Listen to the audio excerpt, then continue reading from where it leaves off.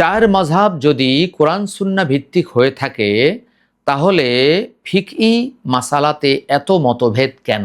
খুব চমৎকার একটি প্রশ্ন করেছেন। চার মাযহাব যদি কোরআন সুন্নাহ ভিত্তিক হয়ে থাকে তাহলে ফিকহি মাসালায় এত মতপার্থক্য কেন?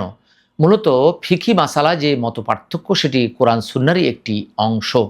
রাসূলুল্লাহ সাল্লাল্লাহু আলাইহি ওয়াসাল্লাম থেকে নানানভাবে নানান হাদিস এসেছে। যেমন রাসূলুল্লাহ সাল্লাল্লাহু আলাইহি ওয়াসাল্লাম থেকে জোরে আমিনের হাদিস যেমন এসেছে, আস্তে আমিনের হাদিসও এসেছে। এজন্য ইমামগণ জোরে আমিনের হাদিস যেভাবে বর্ণনা করেছেন, তারা জোরে আমিনের মাসালা যেভাবে নিয়েছেন, ঠিক তেমনিভাবে আস্তে আমিনের মাসালাও তারা গ্রহণ করেছেন। এটা কোনো বৈপরীত্য না বা বিপরীত কোনো বিষয় না, বরং ইসলামের একটি সৌন্দর্য। অতএব আপনি যেটা প্রশ্ন করেছেন যে কোরআন সুন্নাহ এক হওয়া সত্ত্বেও কেন ইসলামে এত মতানৈক্য বা মতপার্থক্য, মূলত এটা কোনো মতপার্থক্য নয়, এটা ইসলামের একটি সৌন্দর্যের অংশ।